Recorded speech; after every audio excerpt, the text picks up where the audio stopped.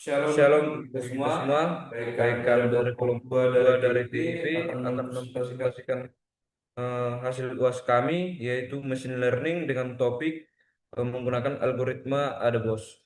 Perkenalkan, nama saya Bunandol Lasrol Menggaul.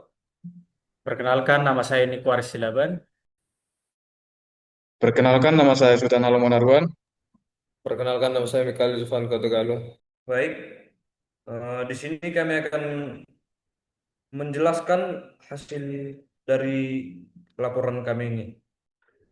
Kita akan masuk ke pendahuluannya, yaitu di era digital perkembangan industri atau e-commerce menuntut pelaku bisnis untuk bergerak dinamis dalam meningkatkan angka konversi penjualan. Setiap pengunjung yang datang ke situs belanja online meninggalkan rekam jejak digital berupa pola aktivitas navigasi seperti durasi kunjungan pada halaman produk, nilai halaman atau page views, dan rasio pentalan. Namun, rentangan terbesar bagi pengelola e-commerce adalah ketidakmampuan mengenali secara instan mana pengunjung yang benar-benar berniat membeli barang dan mana yang hanya sekedar melihat-lihat saja lalu pergi. Akibatnya, strategi promosi yang diberikan seringkali tidak tepat sasaran, menyebabkan pemborosan biaya, eh, pemasaran, dan hilangnya potensi keuntungan dari calon pembeli potensial. Next. Baik, untuk tujuan dari praktikum ini yaitu yang pertama itu membangun model prediktif otomatis, yaitu di mana menciptakan sistem berbasis machine learning yang mampu mendeteksi intensi belanja seorang konsumen secara real time berdasarkan pola klik mereka.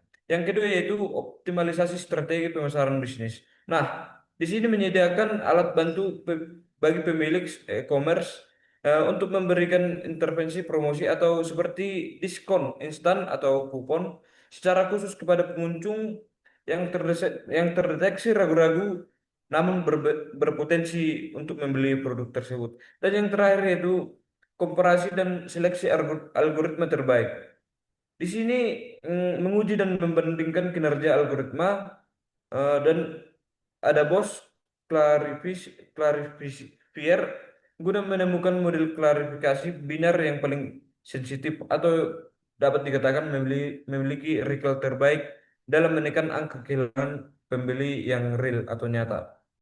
Baik, kita akan lanjut ke implementasi kode program dan analisisnya. Yang pertama yaitu inisialisasi library dan memuat database dataset. Langkah awal dalam memulai proyek ini adalah memanggil pustaka atau library ekosistem Python. Dilanjutkan dengan membaca file dataset utama. Berikut adalah kode programnya. Tujuan baris kode ini yaitu mempersiapkan landasan kerja program Python dengan memanggil seluruh pustaka data scans yang diperlukan. Eh, Memuat file eksternal dataset online software sharing intention, serta memverifikasi struktur awal kolom agar siap masuk ke tahap analisis. Untuk cara kerjanya itu satu perintah impor pendas as PD dan impor nampi as NP digunakan untuk memanipulasi data tabular dan operasi matriks numerik. Yang kedua yaitu perintah impor met PLT dan impor Seaborn as SNS digunakan sebagai engine utama untuk membuat grafik visual data. Dan yang selanjutnya itu fungsi pdread CSV bertugas mengambil file dataset dari direktori penyimpanan Google Colab lalu mengkonversinya menjadi objek data berstruktur dan kolom atau data frame-nya dengan nama variabel dan fungsi dfhead mengekstrak. Berikut adalah penjelasan dari output kode program di atas. Berdasarkan output tabel data yang muncul setelah kode dijalankan, hasil analisisnya menunjukkan bahwa yang pertama itu dataset berhasil memuat dan sempurna ke dalam sistem tanpa ada kerusakan file. Yang kedua yaitu setiap baris dan data mewakili satu sesi kunjungan pengguna di website atau e-commerce yang langsung dikelompokkan ke dalam bagian variabel perilaku. Yang ketiga yaitu ter teridentifikasinya adanya kombinasi fitur bertipe data numerik kontinu seperti durasi waktu halaman pada kolom administratif, duration, dan nilai presentasi pada access rate yang merekam beberapa lama dan seberapa aktif pengguna menjelajahi webnya. Yang terakhir yaitu terindi terindikasi ya, tuh, apa delay. Teridentifikasinya pula ada fitur bertipe kategorikal atau teks seperti nama bulan pada kolom moon dan tipe user pada kolom visitor type yang merekam konteks waktu serta status profil dari pengunjung tersebut. Struktur data awal ini menjadi fondasi utama sebelum dilakukan transformasi data ke bentuk biner numerik pada tahap berikutnya. Baik, selanjutnya akan dijelaskan oleh teman saya. Selanjutnya kita masuk ke inspeksi informasi umum dan kualitas dataset. Bisa kita lihat di slide kode programnya. Pertama kita memasukkan atau kita ketikkan print informasi dataset, kemudian kita definisikan infonya. Dan untuk memeriksa apakah ada data kosong atau null dan missing values, kita masukkan jumlah data kosong per kolom. Dan kemudian kita print pendefinisian is null dan sum. Tujuan baris kode ini untuk melakukan audit awal terhadap kualitas data atau data quality check. Untuk mengidentifikasi dimensi tabel, mengenali tipe data bawaan setiap variabel, serta mendeteksi keberadaan nilai yang hilang atau missing values, agar dapat dipastikan aman sebelum masuk ke tahap proses. Kemudian penjelasan cara kerja kode. Yang pertama itu fungsi df.info. Ini berfungsi untuk memanggil atau metadata struktural dari data frame df untuk mengekstrak informasi total baris. Nama kolom, jumlah data yang terisi atau non-null count, serta tipe data per variabel dan estimasi beban memori yang digunakan. Yang kedua yaitu perintah df titik is null dan def dan titik sum. Ini merupakan operasi berantai atau metode chaining. Fungsinya dari dot is null yaitu bekerja memindai seluruh sel tabel untuk menandai posisi data kosong dengan nilai boolean true. Selanjutnya fungsi dot sum ini bertugas mengumpulkan dan menjumlahkan nilai true tersebut secara vertikal per kolom untuk menghasilkan angka total data yang bolong. Next. Nah, kita bisa lihat output dari kode program ini. Pada dimensi dan ukuran datanya, dataset ini terbukti memiliki skala makro dengan total 12.330 baris data yang terentang dari indeks 0 sampai indeks 12.329 dan memuat 18 kolom fitur dengan konsumsi memori yang tergolong ringan yaitu di atas 1,5 MB. Yang kemudian kombinasi tipe datanya kita bisa lihat kerangka data tersusun atas perpaduan tipe data kualitatif dan kuantitatif yang dirinci menjadi 7 fitur bilangan desimal yaitu float 64. 7 fitur bilangan bulat atau integer 64 ini dan 2 fitur teks kategori atau objek pada kolom mount dan visitor type serta 2 fitur logika biner atau bool pada kolom weekend dan review. Struktur ini memberikan petunjuk bahwa kolom bertipe objek dan bool wajib dikonversi ke numerik pada tahap berikutnya agar bisa diproses algoritma. Kemudian kebersihan kualitas data. Hasil operasi .is null dan .sum mencetak nilai 0 tanpa pengecualian di seluruh 18 kolom yang ada. Fakta analitis ini menegaskan bahwa dataset ini bersih total dari missing values. Dengan kualitas data yang higienis seperti ini, tim tidak perlu membuang waktu untuk melakukan manipulasi pengisian data kosong atau imputation dan bisa langsung melompat ke fase visualisasi target. Next. Nah, yang ketiga ada eksplorasi data analisis atau EDA, variabel target. Variabel target yang ingin diprediksi oleh model AI dalam studi kasus ini adalah kolom revenue yang bernilai true jika pengunjung akhirnya melakukan transaksi pembelian dan false jika pengunjung tidak membeli. Kita bisa melihat kode programnya di slide. Untuk tujuan baris kode ini yaitu menyajikan kolom target atau revenue. ke dalam bentuk grafik distribusi frekuensi visual guna untuk mendeteksi apakah terdapat masalah ketidakseimbangan data atau kelas imbalance atau yang dapat memengaruhi keandalan prediksi model AI. Penjelasan cara kerja kode ini yang pertama fungsi plt.figure dan fixed size sama dengan 6,4 berfungsi sebagai kanvas dasar untuk mengatur ukuran dimensi panjang dan lebar grafik yang akan digambar. Kemudian yang kedua ada perintah SNS titik count plot. Dalam kurung X sama dengan revenue, kemudian data sama dengan DF, palet sama dengan set 2. Ini memerintahkan library Seaborn untuk secara otomatis menghitung total frekuensi kemunculan nilai biner pada kolom revenue dari data frame DF, lalu mengubahnya menjadi grafik batang dengan skema warna set 2. Dan yang ketiga, fungsi PLT titik title dan PLT X label dan yang kemudian PLT titik Y label digunakan untuk menyematkan teks label informasi pada judul atas, sumbu horizontal dan sumbu vertikal grafik agar dapat mudah dibaca.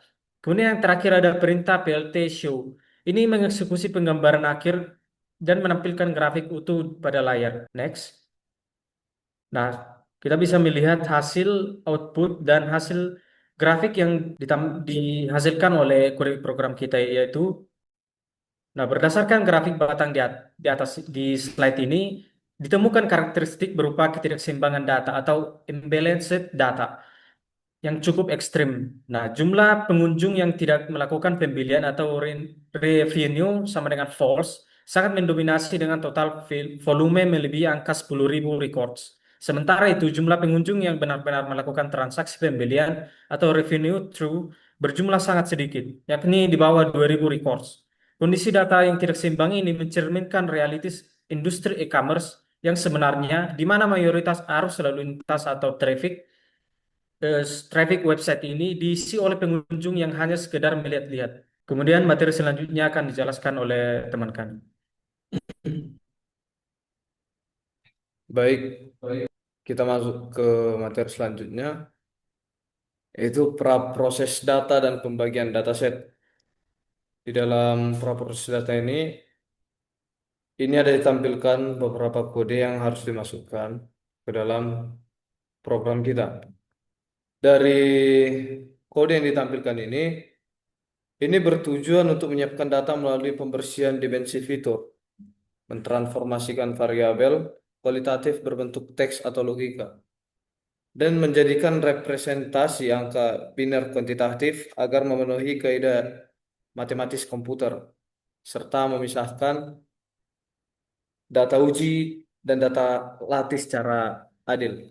Jadi untuk penjelasan kodenya, yang pertama itu fungsi df.drop dalam kurung kolom sama dengan mount ini digunakan untuk memangkas kolom fitur bulan dari tabel guna menyederhanakan kompleksitas fitur.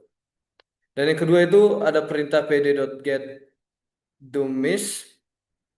Ini menerapkan teknik one hot encoding untuk membongkar string teks pada variabel visitor type menjadi kolom-kolom biner baru yang bernilai 0 dan 1 dengan menghapus kolom pertama untuk menghindari jebakan korelasi sempurna atau dummy variable trap. Dan yang ketiga perintah .st.type dalam bentuk integer, dia memaksa kolom bertipe boolean atau weekend dan revenue. Perintah tersebut dikonvensi secara langsung menjadi angka integer 1 untuk true dan 0 untuk false. Dan yang keempat ada sintaks X dan Y. Ini bertujuan untuk memisahkan seluruh kolom indikator pengaruh sebagai matriks fitur X dan menyisakan kolom target. Tebak kolom target itu tebakan sebagai vektor Y. Dan yang kelima adalah fungsi trend test split. Ini memecah kedua variabel tersebut menjadi 4 subset data. Dan itu subset datanya itu dilatih serta mengunci pola pengacakan menggunakan parameter random state 942 agar hasil replikasi kode selalu konsisten. Untuk penjelasan analisis hasil kodenya, hasil penyiapan data ini melahirkan fondasi data yang siap dikomparasikan ke dalam algoritma klasifikasi. Seluruh kolom teks kini sudah musnah dan berubah total menjadi representasi angka digital murni 0 dan 1. Baik, selanjutnya kita masuk ke eh, ini adalah output dari eh, proses praproses data dan pembagian dataset yang tadi. Selanjutnya kita masuk ke dalam pelatihan model klasifikasi dan evaluasi skor akurasi. Ini adalah kode program yang akan kita masukkan ke dalam materi ini.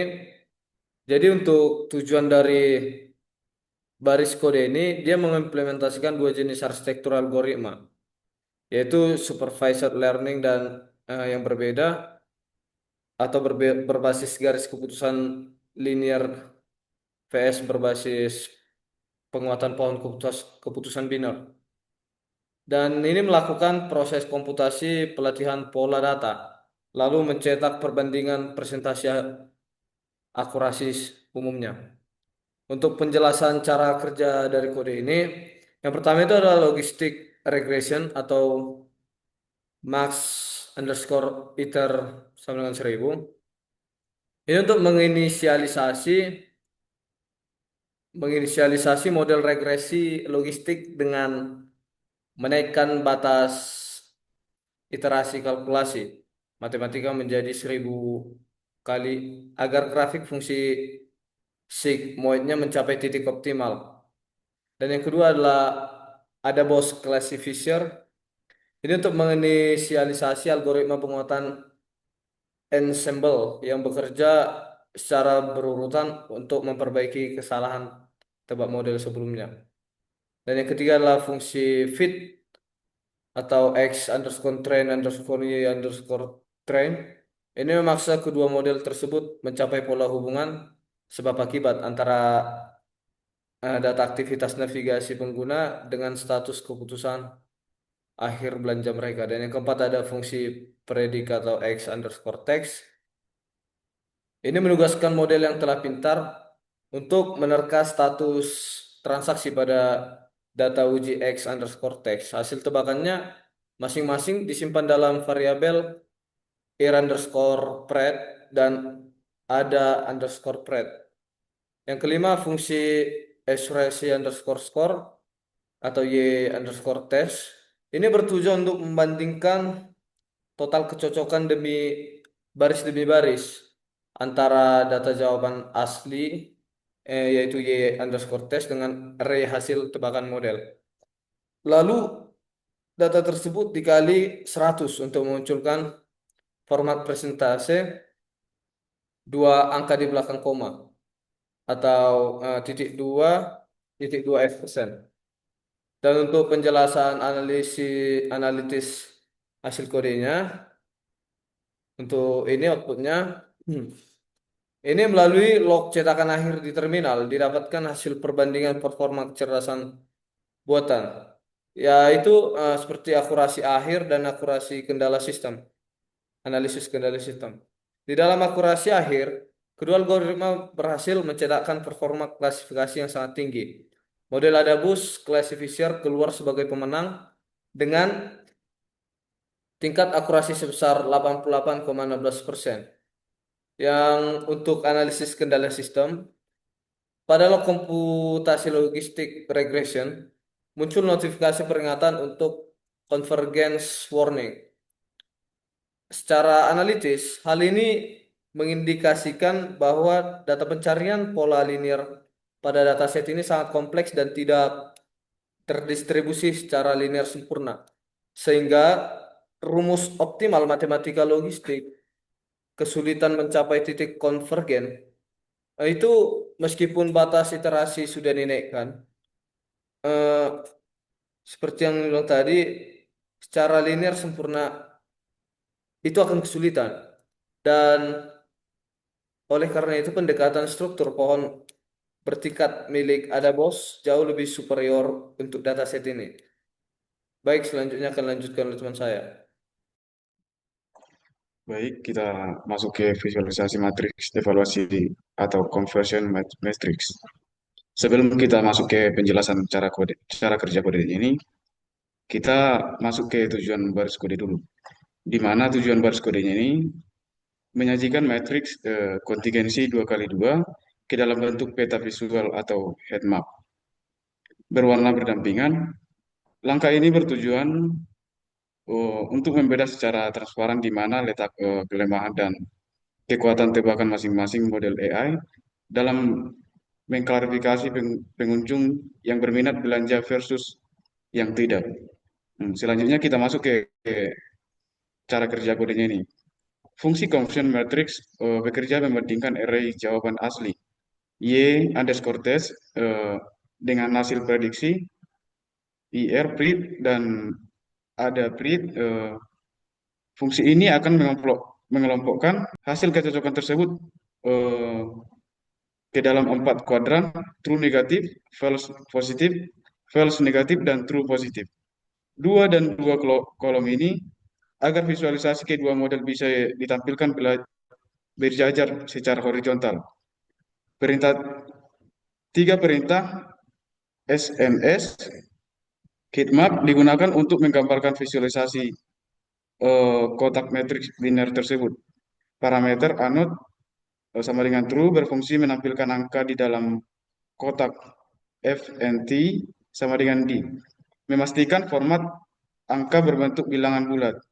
Sedangkan CN, CNMap sama dengan blues dan CNMap sama dengan orange memberikan gradiasi warna biru dan jingga.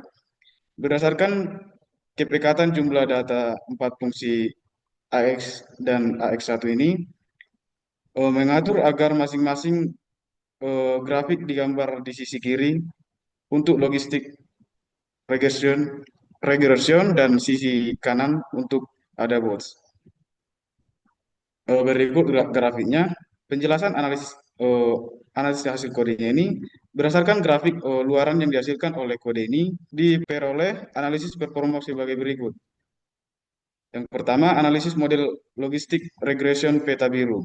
Model ini sukses menebak 2.004 data pengunjung yang tidak membeli dengan benar.